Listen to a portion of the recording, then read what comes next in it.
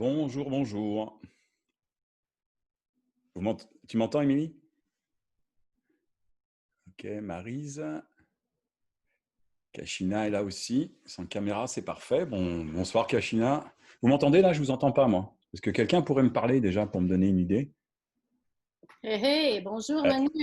Parfait, ça marche. Merci, Maryse. Merci, merci. Ça va? Oui, ça va bien. Attends.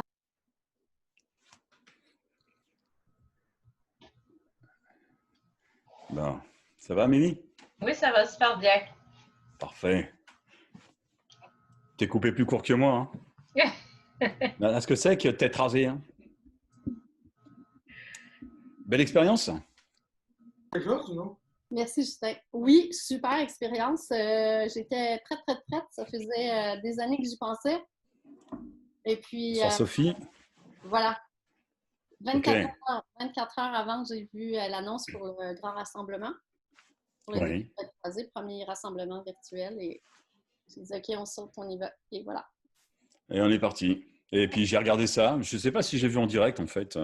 Je l'ai revu après la vidéo. Là. Bah, ça te va bien, hein, les cheveux courts comme ça. Hein.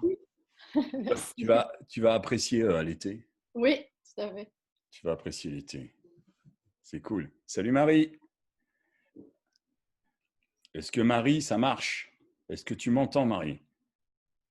Ça va faire comme la dernière fois, comme la semaine dernière.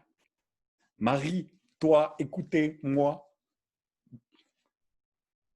Non, elle n'entend pas Marie. Ça va venir. Hein. Je pense que ça va rentrer dans l'ordre. Ça arrive là, ça arrive petit à petit.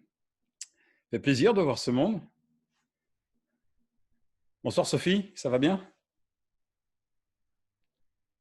Ok.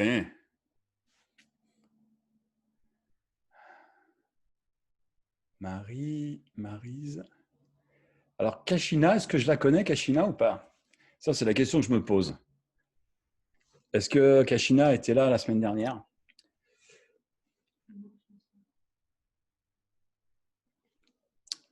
tout cas, je vois pas la vidéo, donc je ne sais pas.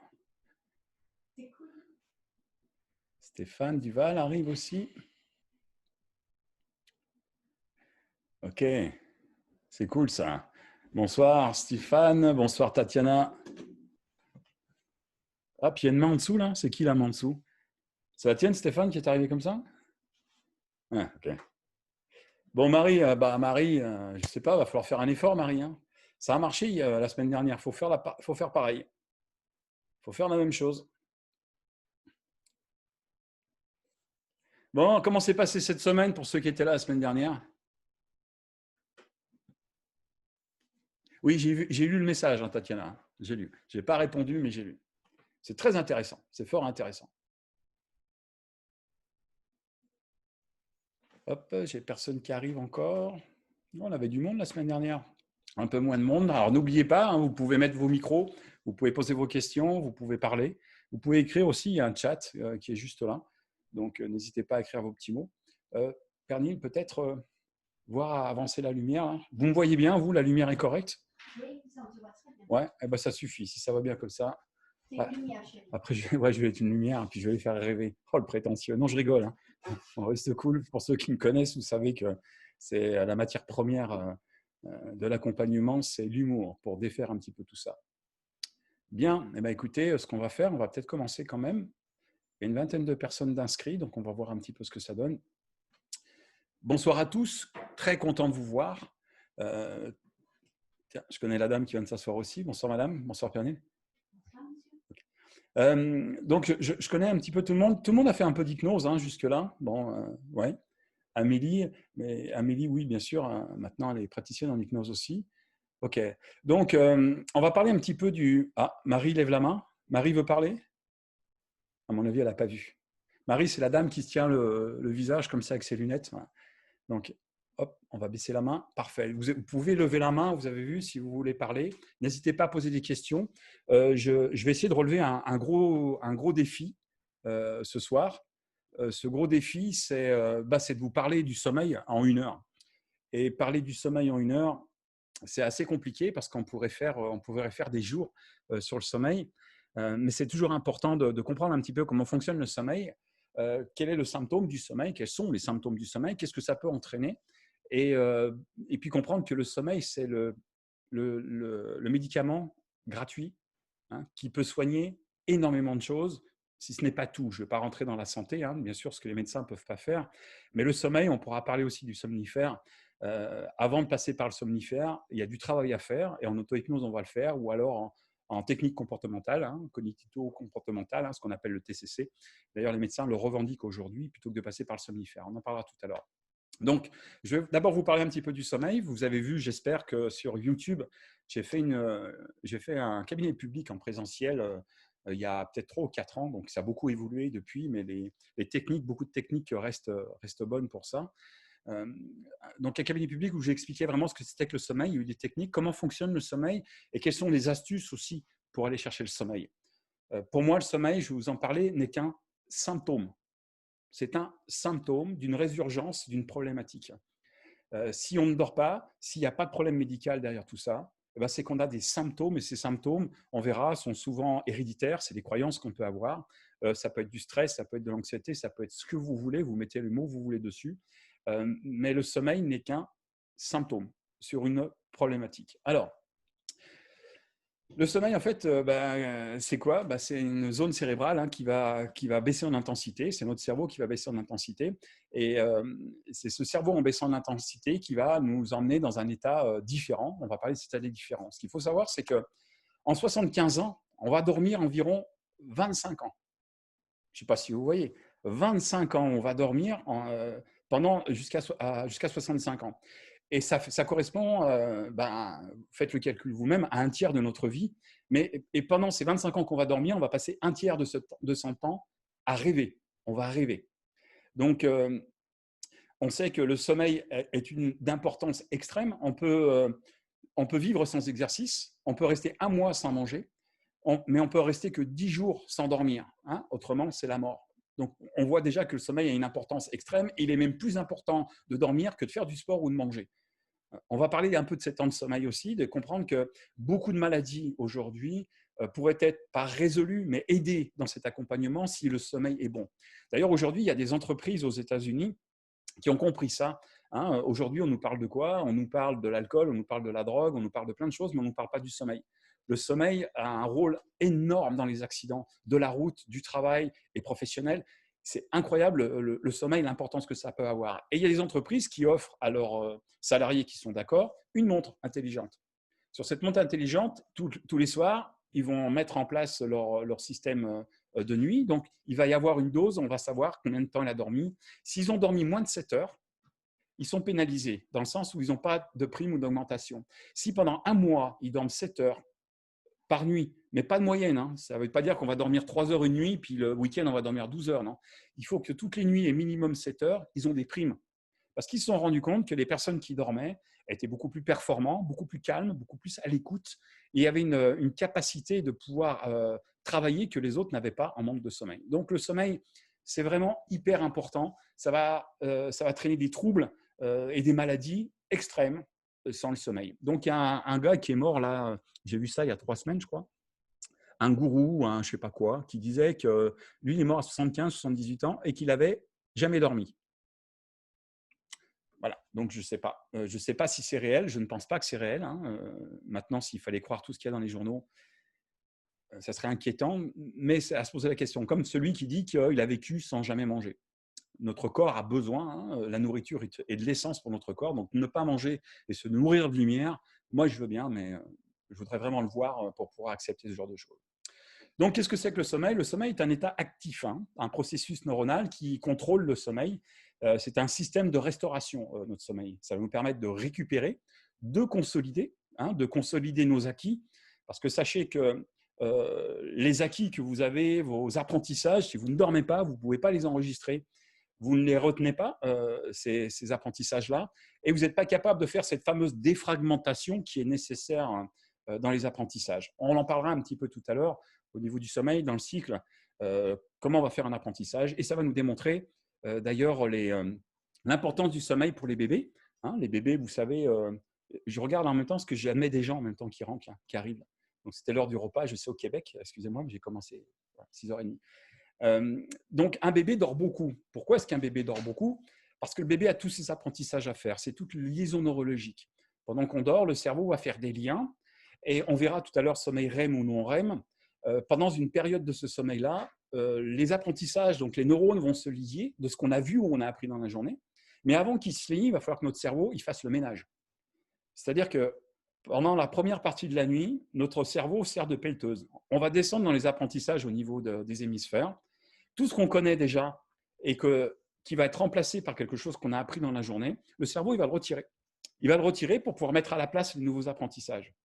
Et en fin de nuit, le cerveau a bien tout nettoyé, a bien enlevé, est allé à la racine et va remettre les nouveaux apprentissages à leur place pour que, comme un ordinateur, quand il est défragmenté, dès qu'on appuie sur l'application, hop, l'écran il s'affiche. Si l'ordinateur n'est pas défragmenté, quand vous appuyez sur l'application, il lui faut un temps énorme pour pouvoir venir et s'installer. Ça va jusque-là, vous comprenez? Il y a Marie qui joue là, on la voit partout. Bientôt, Marie, on va la voir en train de faire la cuisine. Marie à la plage. Ça va, Marie, là? Tu m'entends? Non, elle n'a pas l'air de m'entendre tout. Elle a 2 écrans. Bon, enfin. Donc, il est important. Ouais, c'est. Non, mais elle est très gentille, hein, Marie? On peut tout lui dire, elle ne nous entend pas là. OK. Donc, je reviens à cette défragmentation. Donc, pendant la nuit, on va faire le nettoyage, on va enlever les apprentissages qu'on va remplacer. Et en fin de nuit, on va mettre les nouveaux apprentissages à la place. Maintenant, ça pose une problématique quand on ne dort pas assez longtemps. Le résultat du sommeil, c'est minimum, c'est 6 heures par nuit. En dessous de 5 heures, on va avoir un problème au niveau du sommeil. On va être en crédit sommeil. Et quand on ne dort pas assez, qu'est-ce qui se passe? Pas de régénération cellulaire, pas d'apprentissage, un problème au niveau nerveux. Donc, c'est toute une catastrophe, je vais te dire, de troubles au niveau des hormones. Nos cellules vont ramasser, puis elles vont s'user. Donc, ça sera difficile après de récupérer. Pourquoi je dis 6 heures? Parce que d'abord, c'est ce que dit la science aujourd'hui, mais on dit qu'on peut dormir 5 heures. Il y a des gens qui dorment 5 heures, ça ne pose pas de problème, c'est une question de physiologie. Il y a des gens qui ont besoin de dormir 8 heures. C'est très bien aussi. Mais attention, pas assez ou trop de sommeil, ce n'est pas bon non plus pour le corps. Parce qu'on va avoir un dérèglement hormonal. Au-dessus de 9 heures, 9 heures et demie de sommeil par nuit, 9 heures, c'est la catastrophe. Quand je dis la catastrophe, vous n'allez pas mourir demain, mais ça veut dire qu'il y a un problème de santé. Moins de 6 heures, plus de 9 heures, ça pose une problématique. Quand je dis plus de 9 heures, je parle des adultes. Je ne parle pas des jeunes, je parle des adultes. OK? Pourquoi je vous dis ça? Parce que le sommeil il va évoluer dans le temps. Les bébés ont besoin de dormir énormément. Hein. On le sait, un bébé va dormir 12 heures facilement, même voire 14 heures, et encore si c'est un chat, 16 ou 18 heures. Oui, Tatiana? J'ai une question. Est-ce que c'est vrai que si on dort beaucoup, on risque d'être plus fatigué que reposé? Ce n'est pas une question de fatigue quand on dort beaucoup. C'est qu'on a un dérèglement hormonal sur les cycles qui sont normaux. Parce que, je vais vous expliquer après, on est fait pour vivre le jour, on n'est pas fait pour vivre la nuit. Hein, on a des hormones à l'intérieur de nous qui vont se repérer par la lumière. C'est la lumière qui va nous éveiller et qui va nous donner l'énergie. Donc, si on dort trop, on a un dérèglement au niveau de notre cycle. Et on est fatigué, oui, parce qu'on n'a pas l'énergie, on n'a pas récupéré comme il fallait. Et puis, avec le dérèglement hormonal, la thyroïde va être touchée aussi dans tout ça. Donc, automatiquement, oui, on est fatigué. Et puis, Tatiana, ce n'est pas toi que je vais apprendre que moins on en fait, moins on a envie d'en faire. Donc, si on dort trop, on n'a plus rien envie de faire non plus. Okay, donc, non, c'est pas qu'on est plus fatigué, c'est qu'on a moins d'élan à faire les choses si on dort trop. Plus de 9 heures, attention, il y a un problème. Il faut voir un médecin, il faut consulter. OK? Ça marche comme ça? Alors, je vous disais que les bébés dorment beaucoup. Et puis, vous savez, les adolescents, je ne sais pas qui a des enfants là, sur l'écran. OK? Des adolescents, vous avez vu les adolescents? Ouais. Vous savez comment ils font, les adolescents? Quand ils sont bébés, ils nous cassent les pieds toute la nuit. Et puis, dès qu'ils sont adolescents, il faut aller les chercher à 11 h le matin, midi pour manger. Et encore, c'est compliqué, quoi. Ben, en fait, ce qui se passe, c'est que chez l'adolescent, le cycle ultradien, ce qu'on appelle le cycle ultradien, est décalé. C'est-à-dire que l'enfant va s'endormir beaucoup plus tard le soir. Il va s'endormir entre 11 h et 1 h du matin. Et ça pose un problème avec la société d'aujourd'hui. À l'école, on leur demande d'y être à 8 h ou à 8 h 30. Ce n'est pas possible. Parce que s'ils s'endorment vers 1 h du matin, ils ne pourront jamais dormir leurs 8 heures de sommeil. Un adolescent a besoin d'au moins 8 heures de sommeil. Donc, il y a tout un décalage et qui pose un vrai problème au niveau de l'apprentissage. Parce que l'adolescent, il a beau apprendre, mais il est toujours fatigué. Et s'il est fatigué, son cerveau n'a pas le temps de faire ce nettoyage et de remettre les choses à la place. Donc, souvent, on est en colère après nos adolescents parce qu'ils ne dorment pas assez, ou ils se couchent trop tard. Bon, il y en a qui font la fête. Mais même quand ils sont couchés tôt, ils n'arrivent pas à s'endormir. Et ils nous le disent très souvent. Puis nous, adultes, on ne comprend pas. Fais un effort. Ouais, mais comment je fais un effort? Comment on fait pour s'endormir? C'est ce qu'on va regarder un petit peu plus tard. Comment est-ce qu'on va aller chercher le sommeil et puis pouvoir le contacter? Donc, l'adolescent va se coucher beaucoup plus tard. Et puis, le rythme du sommeil, nous, adultes, dans la quarantaine, ou la trentaine, même tous autant qu'on est là, ok? Sauf Marie, elle ne m'entend pas, elle n'a pas réagi. Non, je sais bien, il ne faut pas faire comme ça. Moi aussi, il y a longtemps que j'ai passé la trentaine ou la quarantaine. On a tendance à vivre, c'est le travail qui nous emmène. Hein, on est très souvent embarqué dans le travail, on est embarqué avec les enfants. Vous rentrez du travail, il y a les enfants, il y a les cours, il y a le bain, il y a la douche, il y a le repas, et puis vous êtes tranquille à 8h30 ou 9h le soir, et là, vous voulez prendre un petit peu de temps pour vous. Ou alors, il y a cette télé, hein, où ça peut changer, mais à l'époque, le film était à 8h30 ou 9h, donc vous n'êtes pas couché avant 10h30 ou 11h. Enfin, il y a tout un décalage qui fait qu'en tant qu'adulte, on a souvent une fuite de ne pas aller se coucher trop vite, puisqu'on a envie de profiter de nos journées, puis on a l'impression de ne pas en avoir profité. Alors, quand ça reste comme ça, puis qu'on est bien équilibré, que dans notre tête c'est équilibré, on va dormir, on va récupérer, on va se faire une petite sieste. Petite sieste, pas plus de 15 minutes. Hein. Autrement, vous rentrez dans un sommeil profond et vous allez être vaseux, vous n'allez pas être bien tout le reste de la journée et vous allez décaler vos cycles de sommeil pour le soir. Donc, 10-15 minutes, pas plus, une petite sieste. Et puis, on va arriver à l'âge où c'est la retraite, par exemple, où les personnes beaucoup plus âgées, qu'est-ce qu'elles vont faire? Elles veulent rester dans ce rythme-là, le rythme social. Hein. On va recevoir du monde à 8h, à 9h, 9h30, 10h le soir. Donc, ils vont forcer pour rester éveillés. Mais sachez qu'une personne à partir de 65-70 ans, son rythme de sommeil, c'est 19h30, 19h45, souvent, d'aller se coucher. C'est-à-dire que le cycle ultradien à l'intérieur va être avancé. Donc, la personne âgée, normalement, devrait aller se coucher vers 20h, allez, 20h30 au plus tard. Mais il va tenir pour ne pas y aller, ou alors il va s'endormir devant la télé. Il va faire un premier cycle. Et puis, quand il va se réveiller, son horloge aura assez récupéré pour ne pas avoir besoin de dormir dans l'immédiat. Et là, ça va poser un problème parce que souvent, on va rentrer dans l'insomnie. On sait qu'une personne âgée va dormir entre 5 et 7 heures, donc le système du sommeil va descendre. Donc, à partir de là, il va y avoir un vrai décalage et ça risque de poser une problématique et on l'entend souvent. Ces personnes qui disent j'arrive pas à dormir, je fais de l'insomnie. Donc, il faudrait regarder les rythmes. Quand vous sentez que vous êtes fatigué le soir, si c'est 9 heures, vous qui travaillez, allez vous coucher à 9 heures. À 9h15, 9h30, vous allez dormir. Mais quand vous allez vous réveiller à 5h30, 6 heures, vous aurez assez dormi. Alors qu'une personne âgée, on va souvent voir, elle va faire une nuit quasiment blanche où elle va très peu dormir dans la nuit. Elle va s'endormir vers 5-6 heures du matin et puis elle va traîner jusqu'à 10 heures du matin au lit. Donc, il y a un vrai décalage et en plus, il n'y a pas ce rythme de génération cellulaire. D'autant plus on vieillit, plus on a besoin de récupérer. C'est bon pour vous? Vous me suivez jusque-là? Donc, ce sommeil lent va être beaucoup plus important. Hein. Le sommeil lent, c'est surtout le sommeil profond qui va être beaucoup plus important dans l'apprentissage. Donc, il dure plus longtemps chez les enfants et les jeunes adultes. Et plus on va vieillir, plus notre sommeil lent, moins on aura de sommeil lent. C'est une normalité, mais il est nécessaire, quel que soit l'âge, d'avoir ce sommeil lent pour pouvoir avancer. Manque de sommeil, ça nous emmène dans quoi? Ça nous emmène dans les accidents, des diminutions de performance, déficit mnésique. Ça, tout de suite, le cerveau, il est attaqué, hein, je vous le dis tout de suite.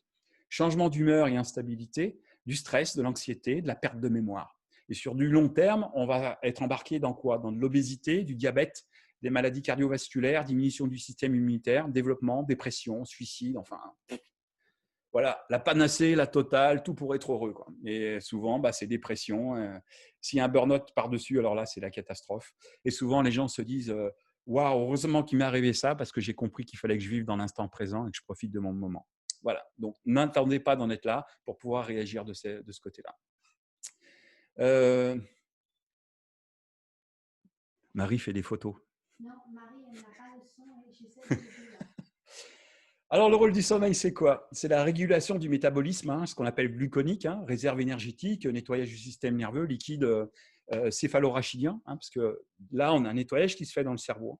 Quand on dort, le cerveau il a tendance à diminuer un peu, donc il dégonfle, hein, parce que quand on est éveillé, c'est surtout le cortex qui tape.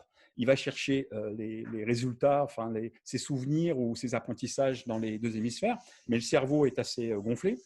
Donc, on dort, le cerveau dégonfle et on a de l'eau à l'intérieur de notre cerveau qui va faire un vrai nettoyage. Hein. Il va passer dans des alvéoles pour pouvoir être éliminé ensuite par le sang. Alzheimer, cette maladie-là, excusez-moi, mais qui est catastrophique pour toutes les familles et même pour la personne qui l'a, même si elle ne s'en souvient pas. Enfin, c'est une mauvaise humour noir, excusez-moi, c'est du manu.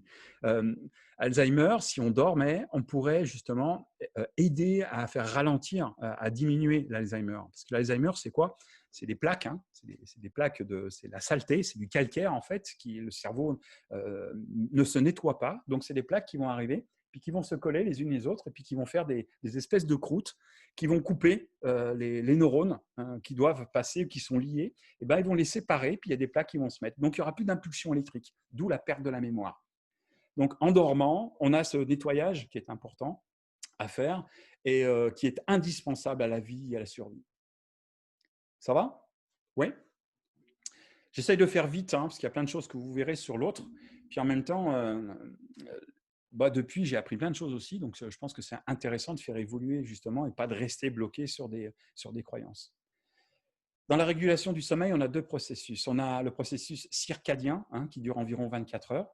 Ce circadien, c'est quoi? C'est vous vous réveillez, c'est le jour, vous avez de l'énergie et plus vous évoluez, plus l'énergie va descendre et puis vous allez passer votre nuit à vous endormir et le matin, hop, vous allez retrouver de l'énergie. Donc, c'est un disque qui dure à peu près 24 heures. C'est à peu près 24 heures parce que ce n'est pas tout à fait 24 heures.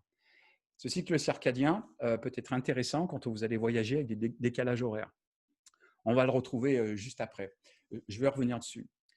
Donc, le cycle circadien, c'est une hygiène de vie, c'est une alternance d'éveil et de sommeil, mais c'est quelque chose qui est régulier, avec une nourriture, de l'exercice, tout ce que vous vivez, le bruit, la drogue, tout ce que vous mangez, va s'induire dans votre cycle circadien et peut déplacer et décaler votre système de sommeil. Puis, on a un autre système qui s'appelle le processus homéostasie. L'homéostasie, c'est une stabilisation, c'est un réglage au niveau organisme vivant, avec de certaines caractéristiques psychologiques. Donc, pression artérielle, température, ça c'est un cycle aussi qui est régulier, c'est ce qu'on appelle l'homéostasie. Alors attendez, je vais vous montrer, j'ai fait une petite diapo là-dessus, sur l'homéostasie. Partager l'écran. Je reviendrai là-dessus. Voilà, l'homéostasie, vous l'avez là. Vous voyez ah oui, super. En orange, vous avez l'homéostasie. Donc, c'est toute la régulation de votre système à vous, que ce soit sanguin, artériel. Donc, vous voyez, le matin, quand vous vous réveillez, il commence à se mettre en route et ce système va redescendre. Quand vous allez vous coucher, il va régénérer pour pouvoir être à nouveau utilisé le reste de la journée. Maintenant, vous avez le cycle circadien, c'est celui-ci. C'est la maintenance en vert. Ce que vous voyez, c'est la maintenance de sommeil. Vous vous réveillez le matin, vous avez rechargé vos batteries, et puis vous allez monter de plus en plus jusqu'à cette flèche ici, où vos batteries vont être déchargées et vous allez commencer à redescendre dans ce système-là. Donc, entre l'homéostasie et le circadien, c'est deux cycles qui sont totalement normaux. Et si vous regardez bien, le système circadien va se régénérer, va remonter en début de journée, alors que le système homéostasie, lui, va être au plus bas. Parce que c'est pendant cette nuit que ce système-là va beaucoup se mettre en route. Donc, on a deux systèmes qui sont assez opposés et qui en même temps qui sont hyper importants. Parce que si vous êtes en décalage horaire, 1 heure de décalage horaire, c'est à peu près 24 heures pour récupérer ce décalage horaire pour votre système d'homéostasie. Imaginez que vous partez et puis ce que vous allez faire, c'est que votre journée, elle va continuer jusqu'à 7 heures du matin. Votre système, là, il va descendre à fond. Vous voyez, la zone verte, c'est le circadien. La fatigue va être là. Mais quand vous allez arriver en début de journée, je ne sais pas si vous avez remarqué, si vous arrivez en début de journée, je reviens de suite. Diaporama. Est-ce qu'il est toujours là, le diapo? Non. Ok, donc je vais retourner le chercher. S'il veut bien, parce que maintenant, il est en train de me... Ne quittez pas. Voilà, vous êtes là. Puis vous voyez, je veux faire jeune, je n'ai pas mis mes lunettes, mais je ne vois rien. C'est terrible, hein? Ouais, vous ne moquez pas là, je vous vois sourire, c'est désagréable pour moi. Option, partager. C'est où que je dois partager? C'est ça? Non, c'est pas ça. Je ne sais plus. C'est terrible ça. Excusez-moi, je vais faire ma prude, je vais mettre mes lunettes parce que j'arrive pas à voir. Partager l'écran, c'est là. Ok. Ah oui, mais je partage quoi? Ça fait rien, on va faire avec ça. C'est pas grave. On va y aller comme ça. Le circadien, il est là.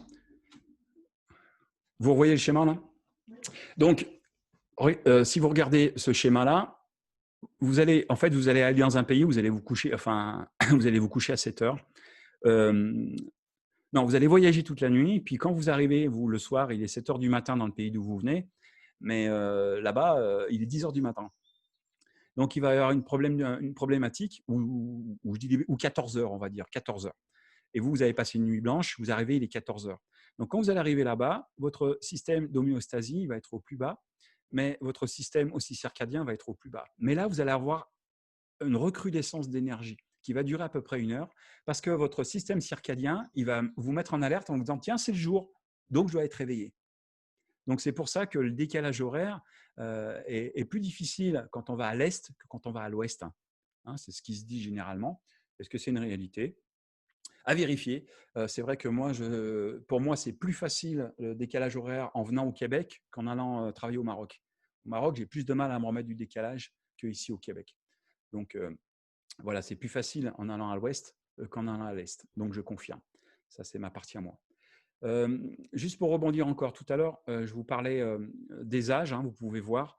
À la naissance, on sait que le bébé dort beaucoup, hein, même le fœtus dans le ventre dort beaucoup. Hein, ils ont vu ça avec des intensités au niveau EEG. Et puis, vous voyez, le système du sommeil va réguler, va baisser jusqu'à la mort. Et on est toujours dans des zones de sommeil. Vous voyez, à 20 ans, on est à peu près à 8 heures. Enfin, ça, ce n'est pas mes ados à moi. Mais en général, ils dorment beaucoup, les ados, et c'est hyper important pour l'apprentissage. Vous n'avez pas cet apprentissage, ça devient catastrophique. Votre cerveau n'a pas le temps. Alors, je vais juste me retrouver où j'en suis. OK. Je suis toujours là? Je suis toujours là. OK.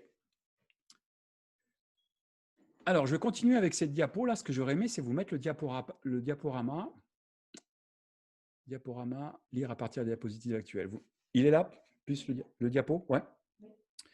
Alors, c'est quoi un cycle du sommeil? Alors, le sommeil, il a été repéré. En fait, ils ont fait beaucoup d'études avec les casques EEG pour vérifier un petit peu les intensités électriques. Comme vous pouvez voir, vous avez les zones électriques ont été placées, c'est des casques EEG. Hein, on peut monter, je crois, jusqu'à 42 diodes sur la tête qui vont vérifier les intensités et les pulsions électriques au niveau des hémisphères. C'est compliqué d'aller à l'intérieur, hein, mais les hémisphères, c'est largement possible. Donc, on voit sur cette diapo en rouge, là, en hémisphère gauche, on a le cortex frontal qui est ici, okay, et c'est celui-là, souvent, qui nous sert dans la réflexion et dans l'éveil. On sait que le sommeil est un état actif, pas passif, un état actif qui va décrocher notre conscience, qui va se désolidariser de notre conscience, à tel point que notre corps va se désolidariser lui-même de notre système cérébral. Et c'est là où il va récupérer et puis qu'on va avoir du mouvement. Donc, on a des zones, hein, gamma, cette zone gamma, c'est quand vous êtes super excité, hein, on peut monter très très haut en Hertz, entre 56 et 100 Hertz, on peut monter. Et puis après, on va descendre petit à petit, on a ces ondes bêta, alpha, θ et delta. Et les ondes alpha, c'est souvent les méditants qui parlent d'ondes alpha, hein, où ils sont tous, comment ils font? Zen, ils font tous ils sont dans une zone alpha. Les ondes cérébrales vont être plus lentes, plus longues, plutôt que d'avoir des ondes qui sont très, très courtes et très, très rapides sur notre cerveau, qui utilisent énormément d'énergie, qui nous fatiguent et souvent qui ne nous font pas avancer, qui ne nous permettent pas d'aller chercher nos connaissances. C'est pour ça, auto-hypnose, méditation, tout ce que vous voulez, du moment qu'on arrive vraiment à décrocher et à se dissocier, c'est indispensable à la santé. Et ça va vous faire gagner du temps. Quand on va rentrer en onde θ, comme vous pouvez voir juste ici, ma flèche, elle bouge sur l'écran, ma chérie? Ouais. Donc, en onde θ, là, en général, quand vous rentrez dedans, vous rentrez dans un sommeil profond. C'est le premier sommeil profond que vous allez vivre après en delta, où vous allez descendre jusqu'à même 0,5 Hertz. Donc, c'est des sommeils qui sont très profonds. Je vais essayer d'accélérer un petit peu. Donc, vous voyez, en éveil, sur l'éveil ici, on peut être en gamma, voire en bêta.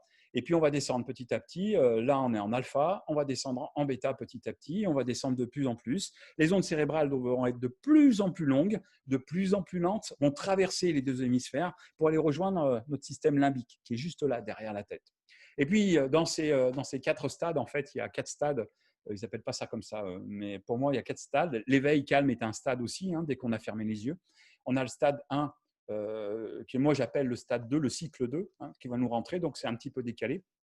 Mais ce sommeil paradoxal, on va le retrouver juste derrière. Ce sommeil paradoxal, c'est quand on rêve. C'est cette zone-là, quand on va remonter du cycle 4.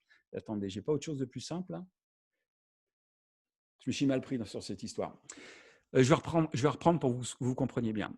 Jusqu'au rouge là, toute la première partie là, c'est un cycle du sommeil qui dure environ 90 minutes. OK? Donc on va le retrouver ici. C'est-à-dire que ce que vous voyez sur cet écran-là, c'est une partie là. C'est juste cette partie-là. Il faut à peu près entre 10 et 20 minutes pour aller dans un vrai sommeil. Il faut compter une vingtaine de minutes pour entrer dans un sommeil profond. Vous voyez, on est éveillé, on va fermer les yeux. Vous voyez les ondes cérébrales, les ondes cérébrales, les ondes cérébrales. Je suis rayé comme mon PowerPoint. Les ondes cérébrales vont ralentir, d'être de plus en plus longues. Et puis quand on va rentrer dans le sommeil profond, elles sont très longues et très lentes. C'est là où la défragmentation se fait, le nettoyage se fait au niveau du cerveau. Et puis on va voir ce sommeil paradoxal. Sommeil paradoxal, c'est là où on rêve. Hein, c'est là où se passent tous les rêves. Et les rêves, si vous regardez bien l'écran EEG sur le sommeil paradoxal et l'éveil, c'est sensiblement le même. Ça veut dire quoi? C'est-à-dire que notre cerveau, pour lui, il n'y a pas de différence. C'est la même réalité que s'il est éveillé. Quand vous faites des rêves, qui ne s'est jamais réveillé avec un mauvais sentiment d'un cauchemar qui est complètement resté accroché, qui va vous suivre toute la journée? On a tous connu ça. On sait qu'on a rêvé, on sait que ce n'est pas possible, mais on est en plein dedans. Parce que notre cerveau n'a pas fait la différence et il ne sait pas faire la différence. D'où l'importance de l'auto-hypnose. On va permettre de vivre une réalité et notre cerveau ne fera pas la différence. Si on la répète régulièrement, on a l'intention et on va dedans, notre cerveau ne fera pas la différence. Donc, encore une belle démonstration au niveau de l'auto-hypnose et de l'hypnose. Au niveau cérébral, qu'on va retrouver dans ce sommeil paradoxal, le rêve, on ne dort pas et on a le même schéma neurologique quand on est éveillé. Donc, qu'est-ce qui se passe? Ça, c'est un cycle. On le retrouve ici, le cycle 1. Et vous voyez, vous avez les différentes étapes, là, ces escaliers. Ces escaliers, c'est le sommeil. Hein. On éveille, on ferme les yeux, ici, en SP, et on va descendre au 2, au 3 et au 4. En général, ici, là, quand on est au 2, c'est ce qui nous intéresse en hypnose, c'est cet état où vous ne dormez pas. Vous n'êtes pas vraiment ici. Vous entendez les autres, vous entendez du bruit, puis vous partez dans vos souvenirs ou dans vos rêves, vous commencez à imaginer, puis vous revenez. Ouais, on en a parlé la semaine dernière. On est devant la télé, et puis on commence à planter des clous, puis d'un seul coup, on a l'espèce de bave là, qui va commencer à couler. Ou alors, on va ronfler, on va faire le… Puis hop, on dit non, c'est pas moi, je dors pas. On ne dormait pas, mais on était à la limite. Donc, on est souvent en N2, ce qu'ils appellent le N2 ici, hein, ce cycle 2. Si vous regardez bien ces schémas, donc ici, là, les vraies cuvettes en bas, c'est le sommeil profond. Hein, on est en delta. Donc là, on a un premier cycle, on a le REM ici, donc le rêve hein, qui va apparaître. Et quand on est en rouge, là, notre cerveau il a atteint une telle zone d'intensité que très souvent, on le voit dans les cycles suivants, parce que vous voyez, on peut avoir 5, 6, 7, 8 cycles dans la nuit. Dans ces cycles suivants, on peut se réveiller. Vous voyez là, il y a des moments d'éveil. Et il y a des gens qui me disent, je fais de l'insomnie, je me réveille 2-3 fois par nuit. Non, c'est une normalité. Le cerveau vibre, va vibrer plus, et puis il va redescendre. Il va vibrer, et quand on vibre vraiment, on va s'éveiller. Et c'est quand on s'éveille là qu'il est important de savoir lâcher prise pour pouvoir se réendormir. Parce que c'est là qu'il y a des gens qui ont du mal à se réendormir après ces moments-là. Donc le sommeil profond, on le voit bien là. D'ailleurs, c'est des heures qui sont ici au niveau des cycles. Vous voyez, les 90 premières minutes, on est là. Et puis, le deuxième cycle, on va avoir aussi un sommeil profond, mais qui est beaucoup moins important que dans le premier cycle. Et dans le troisième cycle aussi. Et après, on se retrouve notre corps à récupérer dans ces cycles-là. Et très souvent, vous savez, c'est quand vous êtes au lit, vous n'avez pas d'heure pour vous lever, vous vous rendormez, vous replongez, vous revenez. On ne dort pas vraiment, mais on est bien, on reste. Et on se retrouve ici dans ce système-là. On va dormir et on va rêver à peu près 90 minutes par nuit, entre 60 et 90 minutes par nuit. Des rêves. On s'en souvient pas toujours, mais on va rêver 60 à 90 minutes. La science aujourd'hui, je dis bien la science dit parce que ça évolue tellement. On voit la science aujourd'hui, c'est faites ci, faites pas ça, puis le lendemain c'est faites pas ça, mais faites ci. Ils savent pas, ils avancent sur des œufs. La science aujourd'hui dit que si on ne rêve pas, on meurt. C'est pas compliqué, il y a des tests qui ont été faits sur les chats. Si vous ne dormez pas, on meurt. Donc, puis vous avez vu, c'est 10 jours à peu près sans sommeil. Et puis que le rêve, en général, comment on va expliquer les rêves? Les rêves correspondent à peu près à ce que vous avez vécu pendant les 72 dernières heures. C'est-à-dire tout ce que vous avez perçu pendant les 72 dernières heures. Ce que vous avez vu, vous, avec votre conscience, mais tout ce que votre corps a perçu et que vous n'avez pas saisi, que vous n'avez pas perçu, ce n'était pas assez important pour votre regard.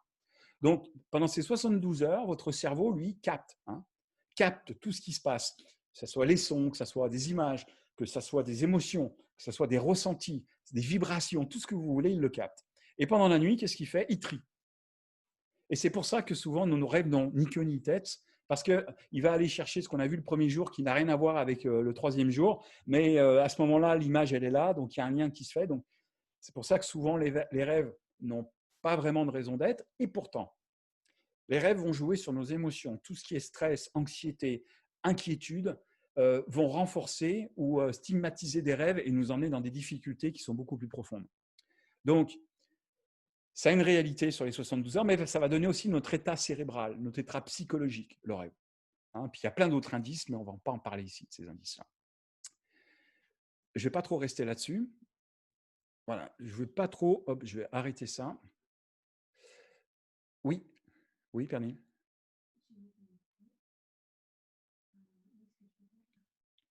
Oui, j'aimerais savoir, parce que tout à l'heure, il y avait le sommeil paradoxal. Ouais. Est-ce que ça veut dire qu'on rêve uniquement pendant le paradoxal? On ne peut pas rêver pendant le sommeil lent? Non, en sommeil lent, non. En sommeil lent, c'est le moment où le corps ne bouge plus. OK. Donc, ça veut dire que si on se réveille le matin et qu'on a l'impression d'avoir fait des rêves toute la nuit, ce n'est pas possible. Non, non. Puis en plus, quand on rêve, on a une distorsion de temps. C'est-à-dire qu'on peut rêver 3 secondes et on a l'impression qu'on a vécu 2 jours. Il y a une distorsion de temps. On n'est pas capable de voir le temps. Et puis, il y a des rêves qui peuvent durer 20 minutes, puis on a l'impression que ça a duré 3 secondes. Et puis, il y a des rêves qui sont super accrochés, quoi. C'est-à-dire que tu t'endors, tu te réveilles, tu as fait un cauchemar, tu te dis « je vais me rendormir et penser à autre chose ». Non, non, il est toujours là, pépère, il ne veut pas te lâcher. Donc, notre cerveau a une capacité qui est assez magique et c'est l'orientation qu'on va lui donner. Et quand on rêve, la conscience n'est pas présente. C'est-à-dire que la conscience, c'est comme si elle était dissociée et elle percevait, quand on s'en souvient, ce qui s'est passé. Mais on n'avait absolument aucun contrôle. Il y a une vraie dissociation dans le sommeil profond entre notre réflexion, notre corps, et le nettoyage qui est en train de se faire au niveau du limbique. Parce qu'il y a plusieurs nettoyages qui se font. Il y a un nettoyage sanguin, il y a un nettoyage artériel. Je suis passé sur la diapo tout à l'heure, mais on voit que dans le système du rêve, on a le même système homéostasie que quand on est réveillé. Alors qu'au contraire, il devrait être beaucoup plus bas. Donc, il y a tout un système dans le rêve qui est non seulement cognitif, mais qui est physique aussi et physiologique. Ouais? OK? Donc, juste, je ne vais pas rentrer dans les détails, je voulais juste vous mettre un tableau un peu pour vous dire que le sommeil, c'est peut-être un petit peu plus compliqué qu'on peut l'imaginer. Et en même temps, on n'a pas à le gérer, nous, le sommeil. Le sommeil, ce n'est pas à nous de le gérer. Il y a une partie de nous qui le gère, le sommeil. Si vous vous couchez et puis vous vous dites « il faut que je dorme, il faut que je dorme, il faut que je dorme », il n'en a rien à faire, le sommeil. Lui, il sait comment il va vous emmener dans le sommeil, mais comment vous faites pour vous endormir? Alors, on va me dire « ouais, mais moi, je me couche et je ferme les yeux ». Oui, après, j'attends. Ouais, vous attendez quoi? Que le sommeil arrive. Comment vous savez que le sommeil est là? Comment vous savez que vous dormez? Je vais vous poser une question.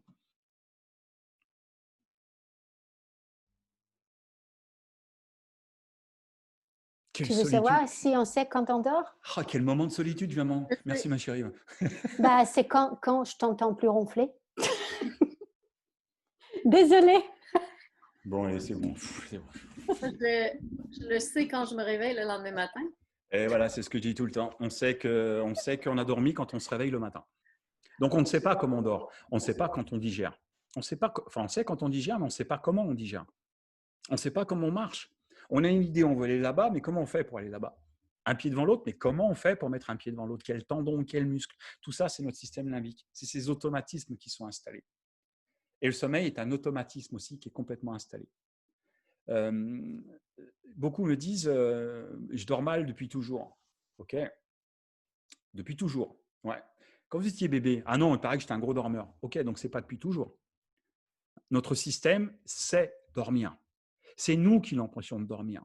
C'est pour ça que je vous disais au départ, le sommeil pour moi est un symptôme d'une problématique qui n'est pas reliée au sommeil si les médecins ne vont pas nous emmener sur une problématique, comme j'ai vu tout à l'heure, obésité souvent. On va faire de l'apnée du sommeil. Apnée du sommeil, ben, vous savez ce que c'est. Hein. Le muscle se détend au niveau de la gorge et puis ça bouche la glotte et puis à partir de là, il n'y a plus d'oxygène qui arrive. Donc, apnée du sommeil, le cholestérol, les problèmes cardiaques, tout ça, c'est des problématiques qui peuvent compliquer le sommeil. Mais si on n'a pas ces problématiques-là, très souvent, les gens qui sont en pleine force de l'âge ne devraient pas avoir de problème. Donc, on va voir plusieurs choses.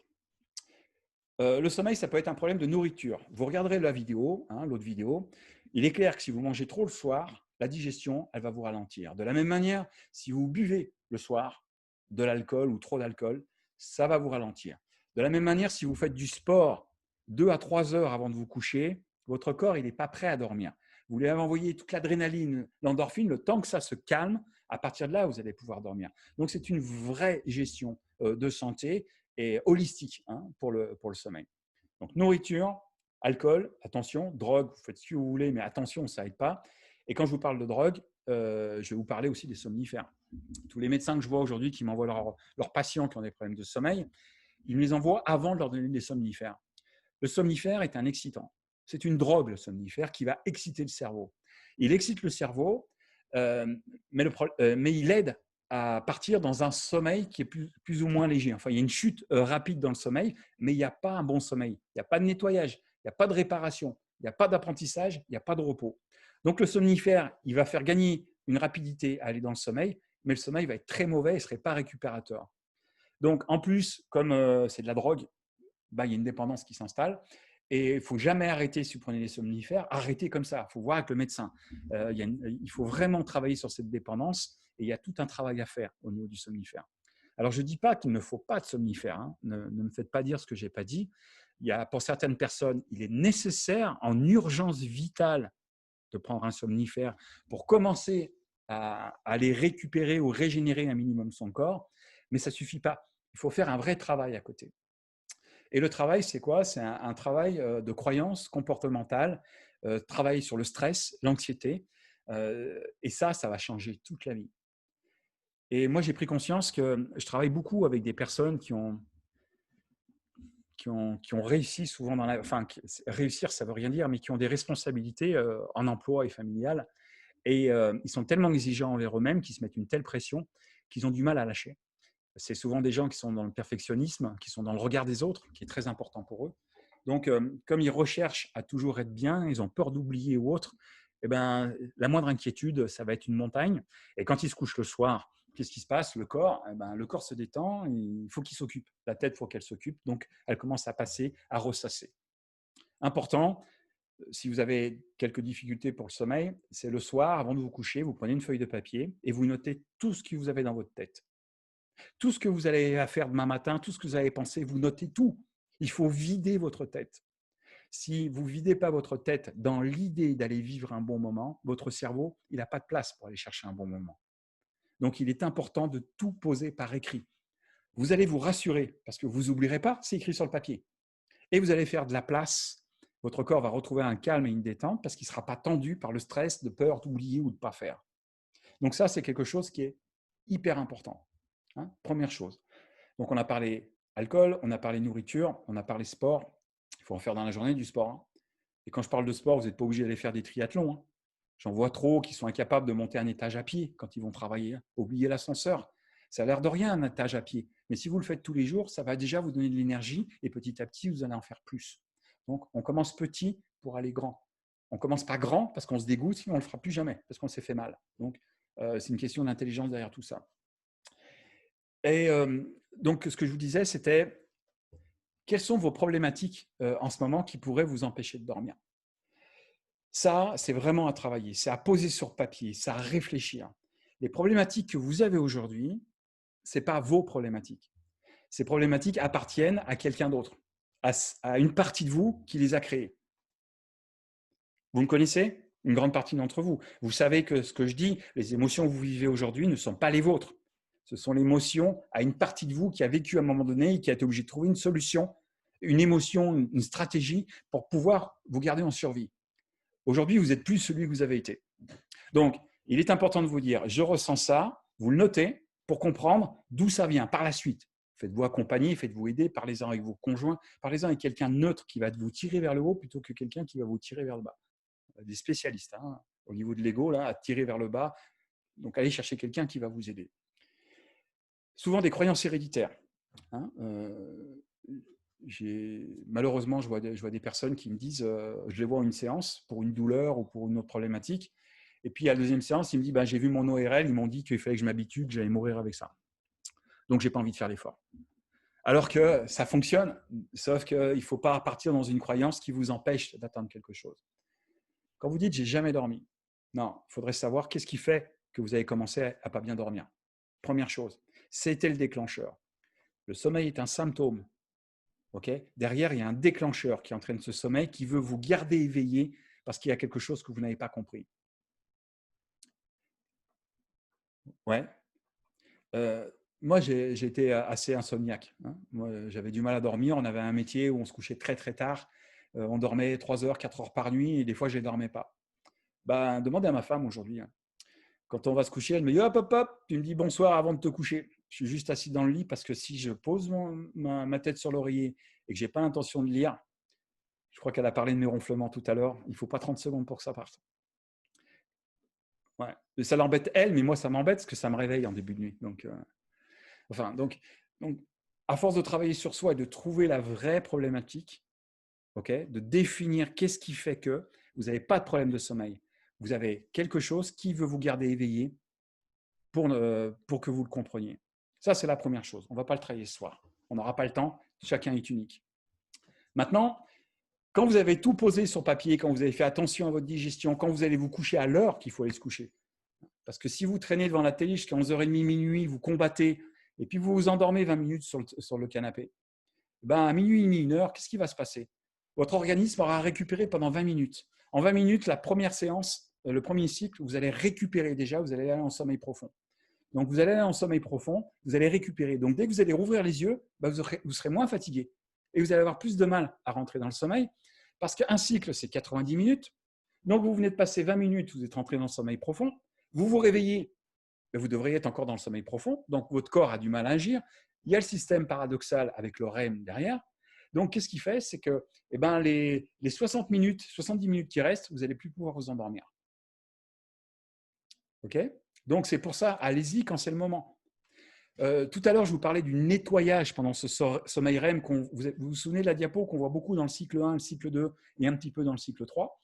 Ce nettoyage, parce que dans les autres cycles, on va aller rajouter de plus en plus nos connaissances. Donc, si vous ne dormez pas au moins vos 7 heures, il faut à peu près 2 heures de fin de cycle pour pouvoir mettre les connaissances de la veille à la place de ce que vous avez enlevé. Est-ce que ça vous est déjà arrivé de dormir 5 heures, voire 6 heures, et le matin, vous n'arriviez même plus à retrouver des souvenirs qui étaient vraiment bêtes, des capacités que vous aviez au travail qui sont hyper faciles, que vous faites tous les jours, que vous avez l'habitude de faire, et là, vous n'êtes plus capable de le faire. Parce que dans la journée précédente, vous avez appris des nouvelles façons de le faire. Dans la nuit, vous avez enlevé les anciennes façons de le faire, parce que vous avez appris une nouvelle façon. Et comme vous n'avez pas dormi, c'est assez à la fin pour mettre les nouvelles façons, votre cerveau, non seulement il ne se souvient pas de ce que vous avez appris la veille, mais vous venez de retirer ce que vous avez appris depuis toujours. Donc, il va falloir que vous réfléchissiez un certain temps, vous allez être ralenti et limité pour retrouver vos anciens comportements pour pouvoir avancer. J'avais oublié de vous le dire tout à l'heure, et comme vous savez, je suis du coq à l'âne. Donc, Maryse, tu as levé la main? Non, Maryse. Marie, j'ai dit Marie. J'ai dit Maryse. Maryse. C'est la dame qui est tout en haut. Oui, en fait, j'ai juste une question, mais je ne vais pas aller dans le personnel là, parce qu'on n'est pas dans le cas par cas. Si la problématique est d'aller au lit. OK. Et qu'est-ce qui fait que la problématique est d'aller au lit? Parce qu'aller au lit, c'est encore un symptôme pour moi.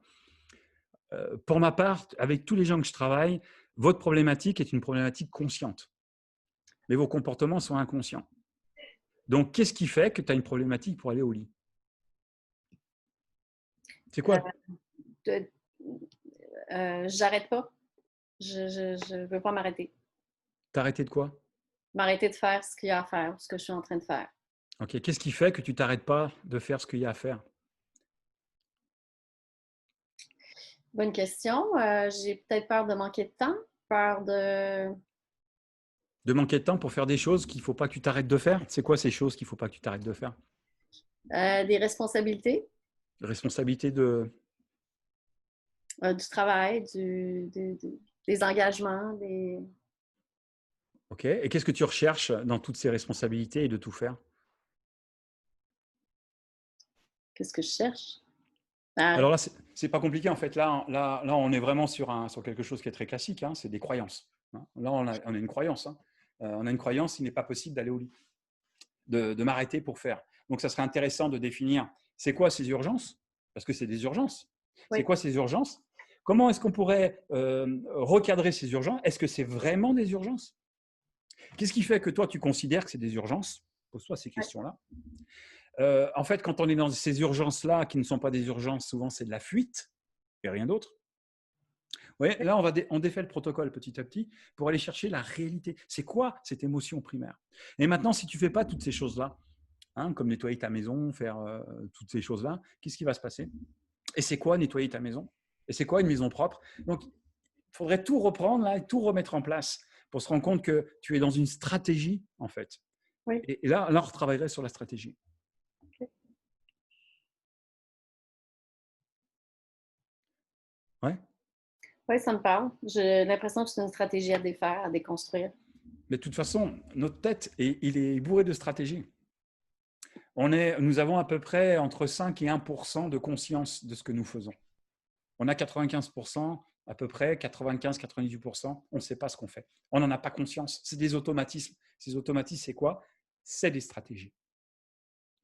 Et c'est souvent des stratégies de fuite, des stratégies de culpabilité, des stratégies de croyances héréditaires.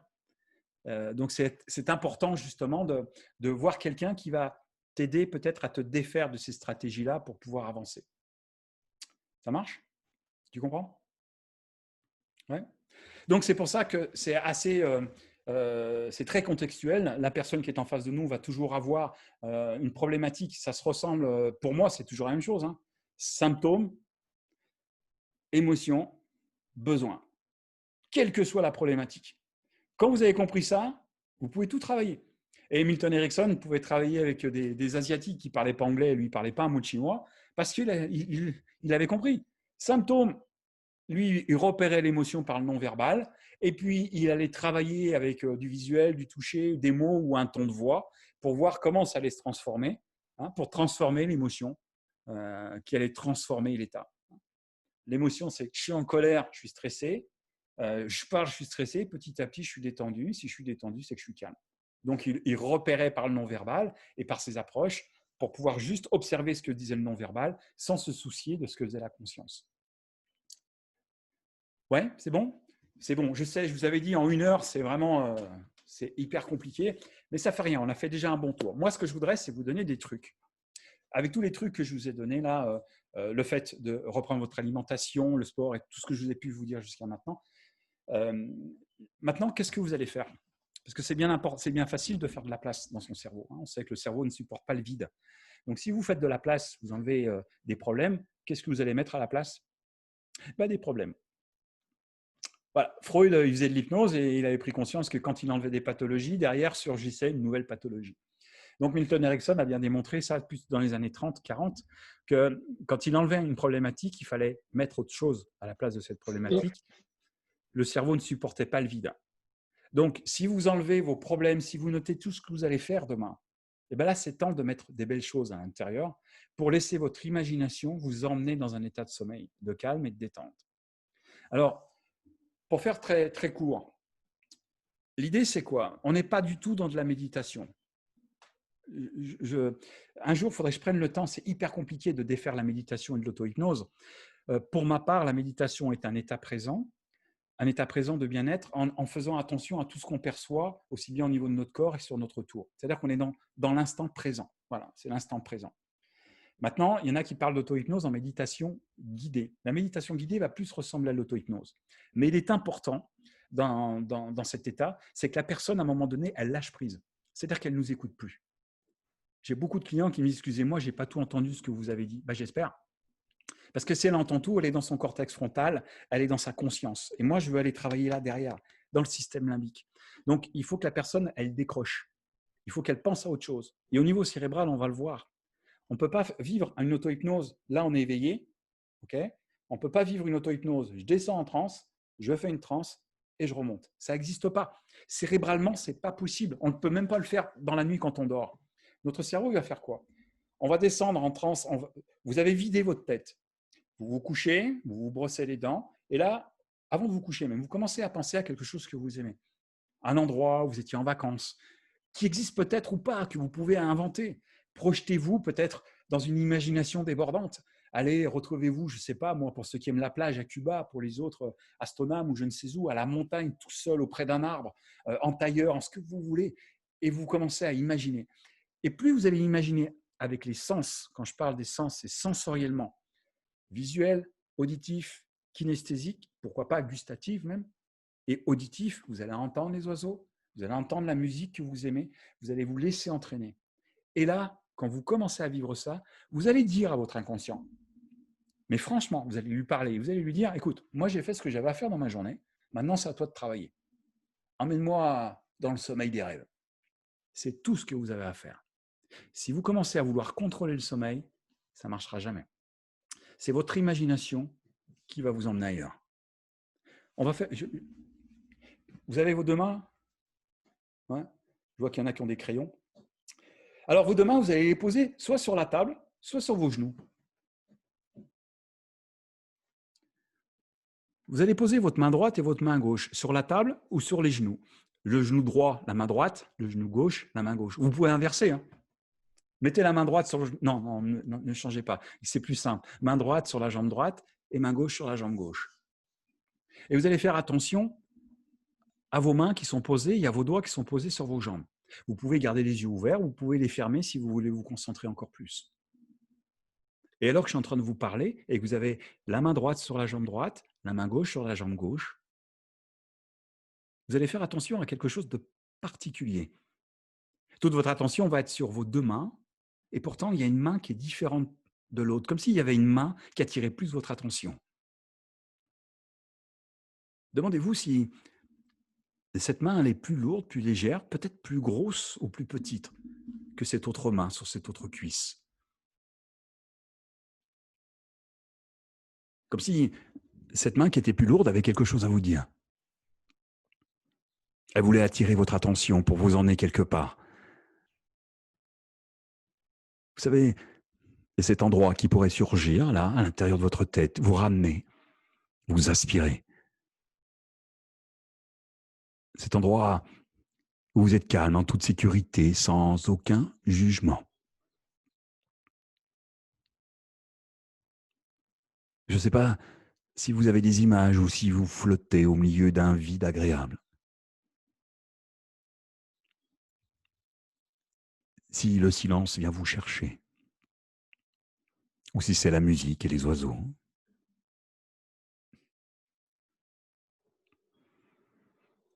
Rappelez-vous, la dernière fois, vous avez vécu cette sensation. Vous savez, cette sensation où le corps n'existe même plus. Cette sensation où vous vous autorisez à vous échapper, à vous mettre à flotter, à vous élever.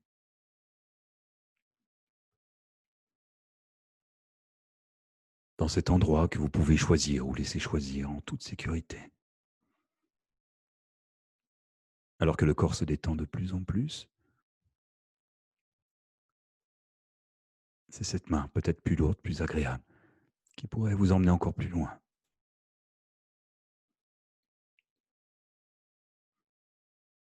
Une partie de vous écoute ma voix alors qu'une autre ne l'entend déjà plus, pense à autre chose et déjà ailleurs. Ici, ailleurs, partout, nulle part. Flottez.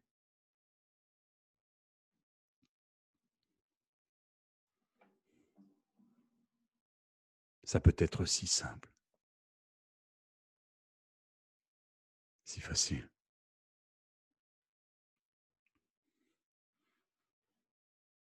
Alors observez cet endroit dans lequel vous êtes. Mettez-y des sensations, de la couleur. Observez ces formes. Observez ce vide, ces vibrations. Cette atmosphère dans laquelle vous pouvez flotter et vous attirer même ailleurs encore, sur un autre chemin.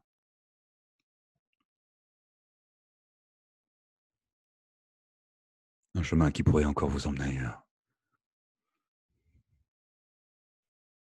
Vous emmener à rencontrer d'autres aventures, d'autres défis en toute sécurité, comme à rencontrer un mentor.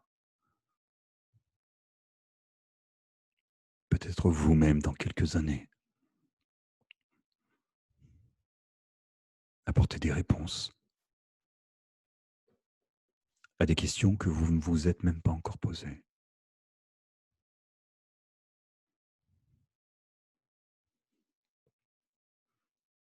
Flotter.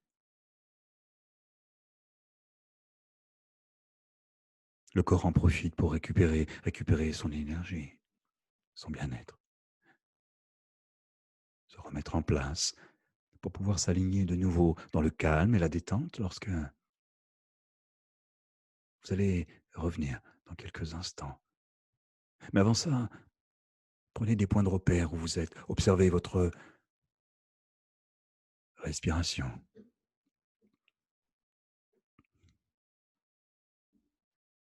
Définissez l'endroit où vous êtes, que vous pourrez approfondir plus tard.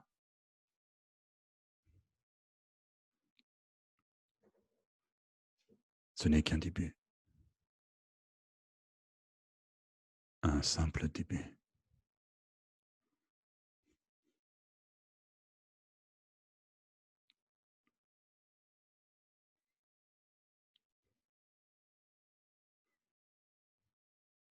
Et alors prenez quelques instants pour revenir avec ma voix, réapparaître dans la main qui était plus lourde posée sur votre cuisse.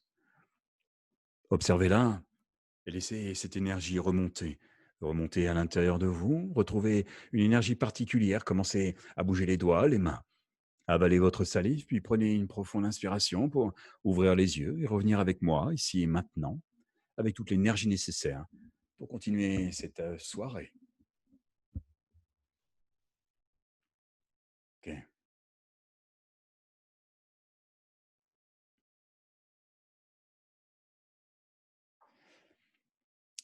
Est-ce que vous avez compris l'idée d'absorber son attention et d'imaginer quelque chose pour pouvoir vous laisser attirer? C'est ça le plus important.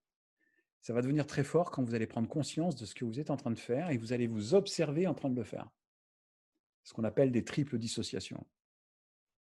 En faisant ces ateliers, moi, la question que je me pose toujours, c'est comment parler d'un sujet alors que tous les sujets sont identiques?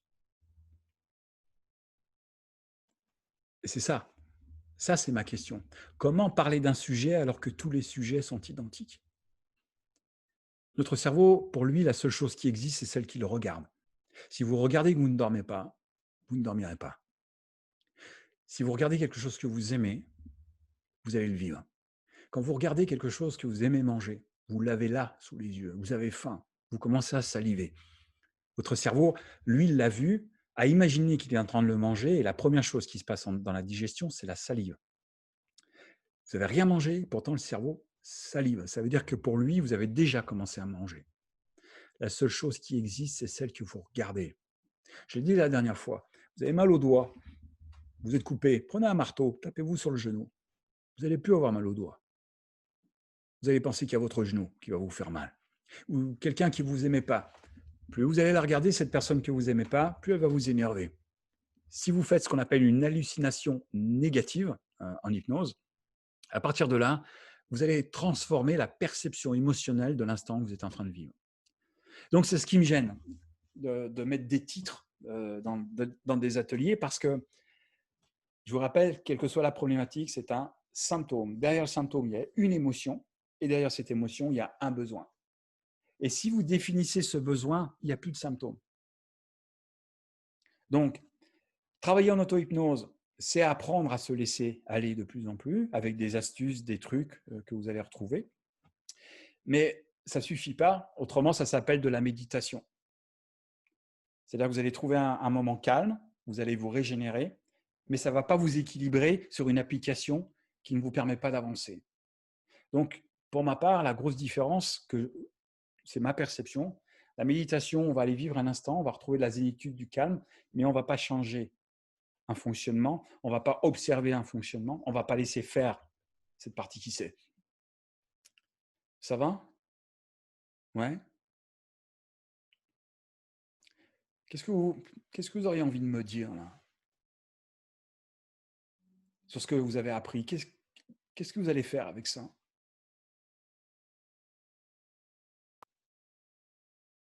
Ouais. Moi aussi, j'en ferai autant.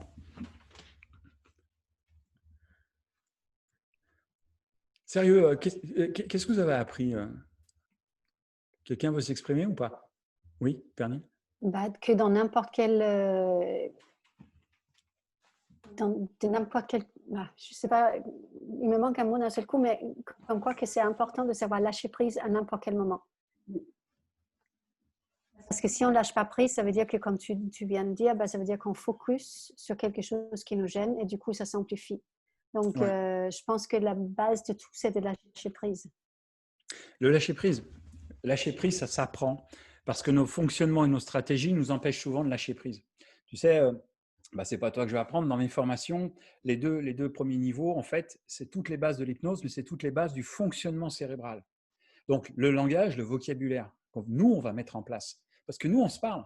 Nous, on se fait du mal. Nos pensées, du moment qu'elles sont négatives et qu'elles n'ont pas de solution, je ne suis pas capable, j'y arriverai jamais, ça, le cerveau, lui, il l'entend comme une réalité. Donc, plus on va le répéter, plus on va le renforcer. Et plus on va se tirer vers le bas. La culpabilité. On a tous fait des erreurs dans notre vie. Et la culpabilité peut empêcher de dormir énormément. On s'en veut de ce qui s'est passé. Maintenant, la question que je pose, c'est ce qui s'est passé devait être désagréable si on se sent coupable. Maintenant, c'est est-ce que dans le comportement de la personne qui vit cette culpabilité, elle a agi dans la manière ou dans le but de faire du mal à l'autre? Très souvent, ils vont me dire, mais non, je ne savais pas, mais voilà ce qui est arrivé. Oui, mais elle ne savait pas. C'est-à-dire qu'elle a fait avec ce qu'elle avait au mieux à ce moment-là. Du moment que ce n'est pas l'intention de faire du mal, c'est une erreur. Et une erreur, c'est compliqué. Une erreur, soit elle nous sert d'apprentissage, soit moi, je regarde mes erreurs, c'est ce que j'essaye de faire au plus en disant, c'est pas moi qui ai fait l'erreur, c'est celui que j'étais. Est-ce que j'ai fait exprès? Est-ce qu'il a fait exprès? Non. Par contre, qu'est-ce qui m'a appris? Qu'est-ce qui me permet d'être aujourd'hui? C'est ça qui est important. Il y a un homme de 42 ans qui est venu me voir, c'était l'année dernière. Enfance très très difficile, pas vu son père jusqu'à l'âge de 19 ans, il a retrouvé son père à l'âge de 19 ans. Son père, quelqu'un de très très dur, très difficile, mais pour lui, c'est devenu un mentor. Pendant un an, son père, ça a été un mentor de fou. Son père l'a remis sur le droit chemin, c'était toute sa vie là. Et puis, un an après, à l'anniversaire de son père, il lui a offert un gilet. C'était un pêcheur, son père, un pêcheur fou. Mais il ne savait pas nager, son père. Donc, il lui a acheté un gilet, vous savez, avec la sécurité, avec la bouteille de gaz. Quand vous tombez à l'eau, clac, vous tirez, puis le gilet gonfle. Donc, il l'a fait monter au magasin. Le gars lui a montré au magasin, il a tiré, il a remis une cartouche. Il lui offre, donc un an après qu'il rencontre son père va pêcher. Il était qu'un de ses collègues aussi. Et son collègue ne savait pas nager non plus. Son père tombe à l'eau, il tire sur le gilet, la cartouche, elle ne s'est jamais déclenchée. Son père est mort. Donc, il rencontre son père, il vit avec lui pendant un an, ça devient son mentor, il lui offre un gilet. Et le gilet, pour lui, est la cause de la mort de son père. Donc, vous imaginez la culpabilité derrière tout ça? Se sentir coupable. Donc, il a fallu qu'on travaille énormément ensemble. Enfin, énormément, on a eu 3 séances, mais ça l'a ouvert, ça lui a ouvert une perception. Et puis aujourd'hui, la rencontre de son père, pour lui, ça a été une richesse incroyable. Et aujourd'hui, il vit encore avec. Il a 42 ans, enfin, il doit avoir 40, un peu plus maintenant. Mais ça l'aide à avancer plutôt que de le retirer en arrière tout le temps. Et depuis, il dort très, très bien. Mais il a fait des apprentissages, un très, très gros travail sur lui-même. Parce que c'est compliqué. C'est des cas qui sont très, très compliqués. Comme quoi, la culpabilité peut empêcher de dormir. Donc, encore une fois, le langage que vous allez avoir vous-même, envers vous-même, c'est de l'hypnose et rien d'autre. C'est de la suggestion. L'hypnose, c'est rien d'autre que de la suggestion. Rien d'autre que de la suggestion. Vous avez Amélie qui est juste là. Je ne sais pas si elle a le même niveau qu'elle est pour moi. Pour moi, elle est juste là, sur le côté. Là. Amélie, la suggestion, elle a compris ce que c'était. La suggestion directe, indirecte, directe déguisée. L'induction est importante. Quand vous vous levez le matin, vous avez mal dormi, oh, la journée elle va être difficile, vivement ce soir que je me couche. Voilà, vous venez de vous induire que la journée, c'était même pas la peine, que vous attendrez qu'une chose. Donc ça veut dire que toute la journée, vous allez penser au soir à rentrer, donc tout ce qui va se passer autour, vous n'allez rien voir. vous n'allez rien apprécier, vous allez relever qu'une chose, c'est ce qui ne vous convient pas dans la journée. Et ça, c'est des inductions qui font énormément de mal au sommeil, mais au système physique, immunitaire et tout ce qui va avec. Vous saisissez?